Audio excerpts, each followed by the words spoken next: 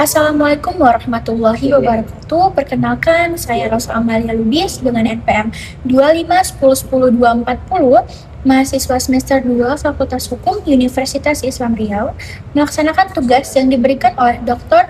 Haji Syafriyadi, SHMH, sebagai pengampu mata kuliah Hukum Tata Negara. Selamat pagi, Bapak dan teman-teman yang saya hormati.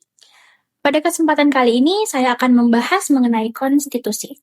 Nah, topik ini merupakan salah satu materi yang sangat penting dalam kehidupan bernegara, karena konstitusi menjadi dasar dalam penyelenggaraan pemerintahan serta menjadi pedoman bagi seluruh warga negara dalam menjalankan hak dan kewajibannya. Melalui pembahasan ini, saya akan menjelaskan mengenai latar belakang lahirnya konstitusi, pengertian konstitusi menurut para ahli, sejarah perkembangan konstitusi, tujuan dan fungsi konstitusi, jenis-jenis konstitusi, serta perkembangan konstitusi di Indonesia. Dengan memahami materi ini, kita dapat mengetahui betapa pentingnya konstitusi dalam menjaga kehidupan berbangsa dan bernegara. Setiap negara memerlukan aturan dasar yang menjadi pedoman dalam mengatur kehidupan masyarakat dan penyelenggaraan pemerintahan. Nah, tanpa adanya aturan yang jelas, kekuasaan negara dapat dijalankan secara sewenang-wenang sehingga dapat merugikan hak-hak masyarakat. Nah, oleh karena itu, dibutuhkan suatu aturan yang memiliki kedudukan tertinggi dengan sistem hukum suatu negara. Aturan tersebut dikenal dengan istilah konstitusi. Keberadaan konstitusi bertujuan untuk membatasi kekuasaan pemerintah, menjamin hak-hak warga negara, serta menciptakan ketertiban dan memastikan hukum dalam kehidupan berbangsa dan bernegara. Nah, dalam negara modern, konstitusi tidak hanya menjadi dasar hukum, tetapi juga menjadi cerminan cita-cita bangsa dan tujuan yang ingin dicapai oleh suatu bangsa. Secara etimologis, kata konstitusi berasal dari bahasa Latin, constitutio, yang berarti membentuk atau menyusun. Nah, dalam pengertian umumnya, konstitusi merupakan keseluruhan aturan dasar yang mengatur organisasi negara, pembagian kekuasaan hukum, hubungan antara pemerintah dan warga negara, serta hak dan kewajiban warga negara. Konstitusi dapat berupa aturan tertulis maupun tidak tertulis yang dijadikan pedoman dalam penyelenggaraan kehidupan bernegara. Nah, secara sederhana, konstitusi dapat diartikan sebagai hukum dasar yang menjadi landasan bagi terbentuknya suatu negara dan pelaksanaan pemerintahan. Nah, sekarang kita masuk ke pengertian konstitusi menurut para ahli. Menurut Herman Heller, konstitusi memiliki 3 pengertian. Yang pertama, konstitusi sebagai kehidupan politik yang nyata dalam masyarakat. Yang kedua, konstitusi sebagai kesatuan kaidah hukum yang hidup dalam masyarakat. Dan yang ketiga adalah konstitusi sebagai naskah hukum tertulis yang berlaku dalam suatu negara. Dengan demikian, konstitusi tidak hanya dipahami sebagai dokumen tertulis, tetapi juga mencerminkan kenyataan yang terjadi dalam suatu kehidupan bernegara. Nah, selanjutnya merupakan pendapat dari Miriam Budiarjo. Menurut Miriam Budiarjo, konstitusi merupakan piagam yang menyatakan cita-cita bangsa dan menjadi dasar organisasi kenegaraan suatu negara.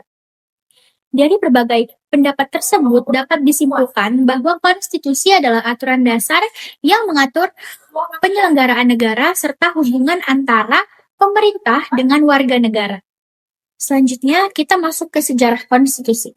Konsep konstitusi sebenarnya telah dikenal sejak zaman Yunani kuno. Pada masa itu, pemikiran mengenai negara dan pemerintahan telah dikembangkan oleh para filsuf seperti Plato dan Aristoteles. Namun, perkembangan konstitusi modern dimulai setelah munculnya beberapa peristiwa penting yang antara lain yang pertama ada Magna Carta tahun 1215. Magna Carta merupakan piagam yang ditandatangani oleh Raja John di Inggris pada tahun 1215. Nah, isi utama Magna Carta adalah pembatasan kekuasaan raja serta pengakuan terhadap hak-hak rakyat. Peristiwa ini menjadi salah satu tonggak lahirnya prinsip konstitualisme. Selanjutnya yang kedua ada Revolusi Amerika tahun 1776. Revolusi Amerika melahirkan Deklarasi Kemerdekaan Amerika Serikat yang kemudian diikuti dengan penyusunan Konstitusi Amerika Serikat pada tahun 1787. Konstitusi tersebut Jadi salah satu konstitusi tertulis tertua yang masih berlaku hingga sekarang. Nah, yang terakhir, Revolusi Prancis tahun 1789. Revolusi Prancis ini menghasilkan deklarasi hak-hak manusia dan warga negara yang menekankan pentingnya kebebasan, persamaan, dan kedaulatan rakyat. Peristiwa ini memberikan pengaruh besar terhadap perkembangan konstitusi di berbagai negara. Kita masuk ke tujuan konstitusi.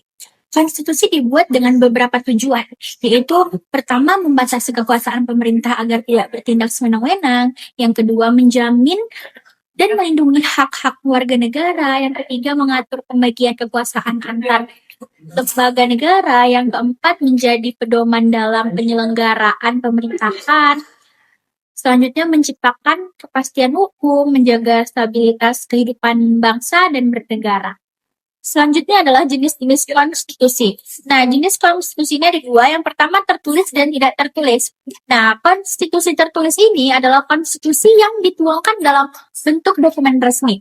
Contohnya Undang-Undang Dasar 1945. Konstitusi kedua adalah konstitusi yang tidak tertulis. Konstitusi tidak tertulis merupakan aturan hidup yang dalam kebiasaan atau konvensi ketatanegaraan. Contohnya dapat ditemukan dalam sistem ketatanegaraan Inggris. Nah, kedudukan konstitusi di Indonesia dalam sistem hukum Indonesia, Undang-Undang Dasar Negara Republik Indonesia itu memiliki kedudukan sebagai hukum dasar tertinggi. Jadi, semua peraturan perundang-undangan harus bersumber dan tidak boleh bertentangan dengan Undang-Undang Dasar 1945. Selain itu, Undang-Undang Dasar 1945 menjadi landasan bagi pelaksanaan sistem pemerintahan, pembentukan lembaga negara, serta perlindungan hak-hak warga negara. Berdasarkan pembahasan yang telah saya sampaikan, dapat disimpulkan bahwa konstitusi merupakan hukum dasar yang menjadi landasan dalam penyelenggaraan negara. Nah, konstitusi berfungsi mengatur pembagian kekuasaan, menjamin hak-hak warga negara, serta membatasi kekuasaan pemerintah agar tidak bertindak sewenang-wenang. Dalam perjalanan sejarahnya, konstitusi mengalami perkembangan yang panjang, baik di dunia maupun di Indonesia. Bagi Indonesia, Undang-Undang Dasar Negara Republik Indonesia tahun 1945 memiliki kedudukan sebagai hukum dasar tertinggi, menjadi pedoman dalam penyelenggaraan kehidupan berbangsa dan bernegara. Oleh karena itu, sebagai warga negara yang baik, sudah seharusnya kita memahami dan menghormati konstitusi. Karena melalui konstitusi inilah kehidupan demokrasi, keadilan, dan kepastian hukum dapat terwujud. Demikian pemaparan mengenai materi konstitusi yang dapat saya sampaikan. Terima kasih atas perhatian Bapak dan teman-teman sekalian. Wassalamualaikum warahmatullahi wabarakatuh.